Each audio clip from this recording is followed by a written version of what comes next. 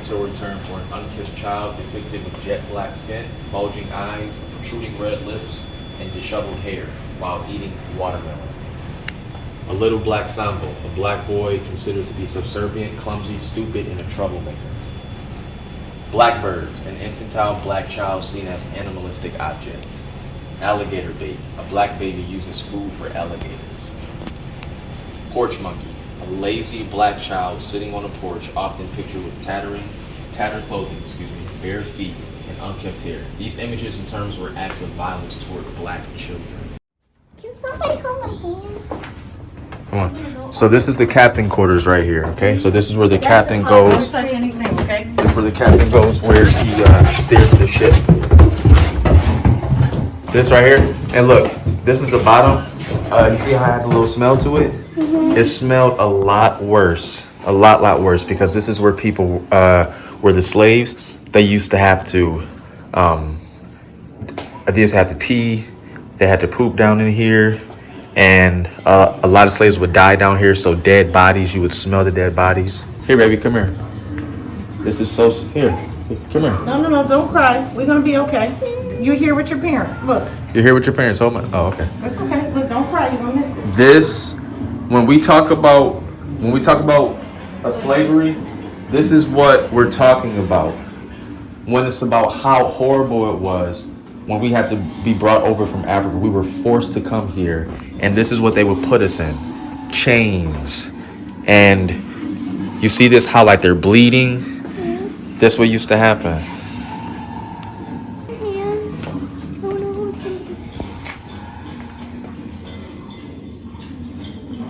Now can we go back up? I need you. It's okay. Listen. I need pictures of you, so I need you to get it together. Okay, be strong. You see this? Dirt. They would force feed with whatever kind of food that they would put in his mouth.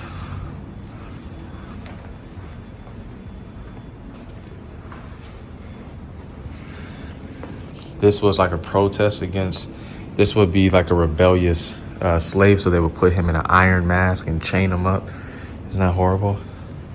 It looks scary. Yeah. This is how we used to have to dress inside the black church.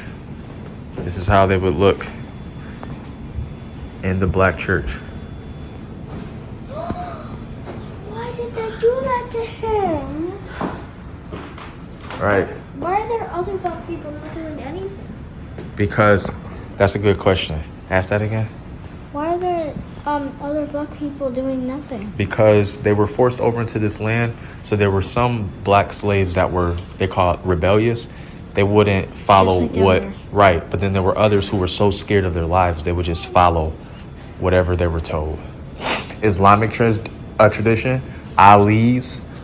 Our last name is Ali, which is Islamic. Wait, Islamic? Where? See how it says Islamic? Let's go this way first. What? The Underground Railroad. You guys know what the Underground Railroad is? Yes. What is it? She found the Underground Railroad. It was like a way to Africa, I think. No, Or it was a way to freedom. For the north. Up to the north? Yes. And also like to Canada. Yes, and the white people didn't really know about it. Right, and some people, white people actually helped. Like this man right here. Yes. Harriet What is he Tubman doing? was one of the pioneers of the Underground Railroad. Thomas Garrett, This is crusader he. against slavery. Look at this. She's helping. Oh yeah, out. there's Harriet Tubman right there. See? So they would, I'm assuming that's a white man trying to get him No, this is out, Yes. like trying to stop him from escaping. No. No, he's a crusader against slavery. Okay, so he's probably trying to Is that a black help to stuff him in. Yeah. Is that a black man? So that's a white man helping. To get who out? A black man? Yes. That black man.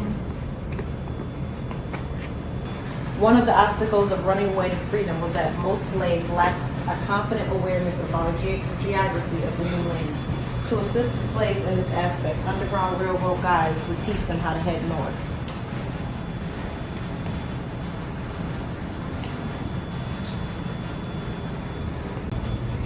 The sharecropper, the dream deferred. With the Emancipation Proclamation, former slaves anticipated a progressive entry into the economic life of America. This was prompted by the belief that they would receive land and tools to work this land, often called 40 acres and a mole. This dream was never fulfilled, as most of these former slaves became sharecroppers, a situation that virtually meant a new form of slavery. Economically exploited, denied the right to vote, and physically prosecuted, these sharecroppers nevertheless maintain a strong faith in education as a vehicle for the uplift in future generations. Situation of slavery.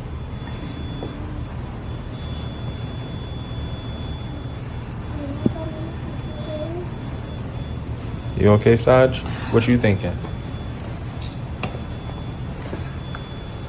What you think? Oh, that's good. He's not scared at all.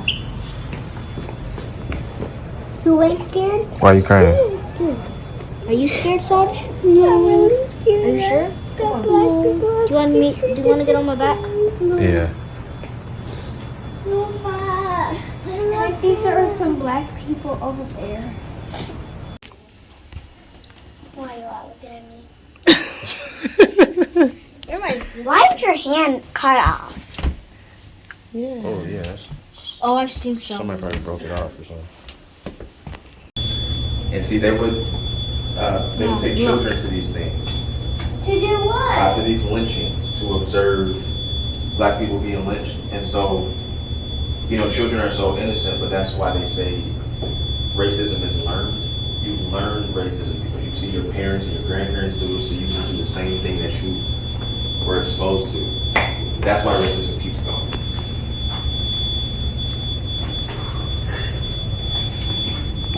That flash is taken away from me. Dad, look.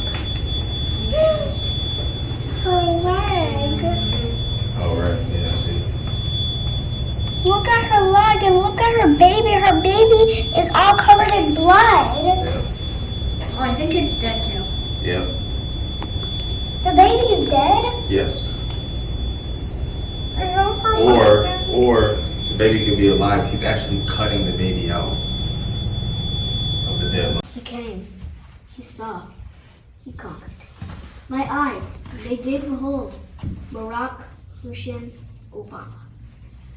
Charismatic, courageous, bold. From the shadows of our nation he came upon the scene with his hope for a better tomorrow and a vision that is serene. His mission is to unite us, and this is why he's here. He's a Malcolm theme. He's Martin String. He's focused. He's wise. He's clear. Forever, forward, ever, backward, never. Is the echo from yesteryear as we march into the future as a nation that has no fear. We've came a long ways, this is true, and the road less traveled is wide. So let us now move forward with a commitment across the divide. We will put aside our differences and put for a brighter day, and show the world we are united in each and every way. As you're seeing in this video, it is the observance of Juneteenth. Juneteenth, of course, was yesterday, but we finally got a holiday, y'all. And I don't know, we took our children for Father's Day. It was very important for me to let them experience Juneteenth. Now, I come from Buffalo, New York, and back in Buffalo, it's one of, if not the greatest Juneteenth celebrations in the country. So I already have like a preconceived kind of bias about how I want Juneteenth to go and how I think it should go. And so, it's not that Charlotte disappointed. I'm just used to the fabric of home. But ultimately, what I loved is that my children were able to come from that Juneteenth celebration and say things like they loved the music, they loved the dancing, they loved that there were so many black people in one space. And I appreciated that. Juneteenth, however, is confusing for me as much as it is celebratory. So, you know, we had this crazy discussion this morning, my wife and I didn't really know how I felt too much about it. And I'm still trying to process it all, I guess. But it was just about, the culture, the dashikis, the African patterns, those things that are really interesting, but it's not clothes that we would wear on an everyday basis. And I think it's because, we don't know what it is to be African. I only know what it is to be African American. And even that is confusing because the Africans who were forced over here to this country had to fight for keeping their original culture, but also were forced to adopt the culture of whites. And so, women weren't African women. They were like a hybrid of African and white. And so they had to learn how to cook like white people, marry like white people. And that wasn't what they came from.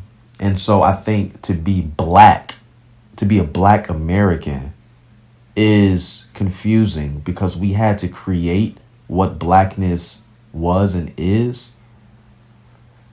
after being forced for so long to be quote unquote white, but not be seen as white.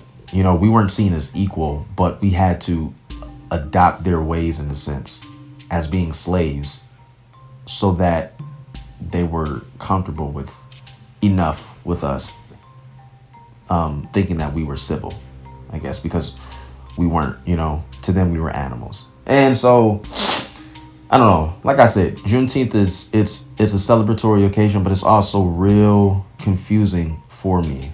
I want to be more involved in the African aspect, like that Pan-Africanist movement.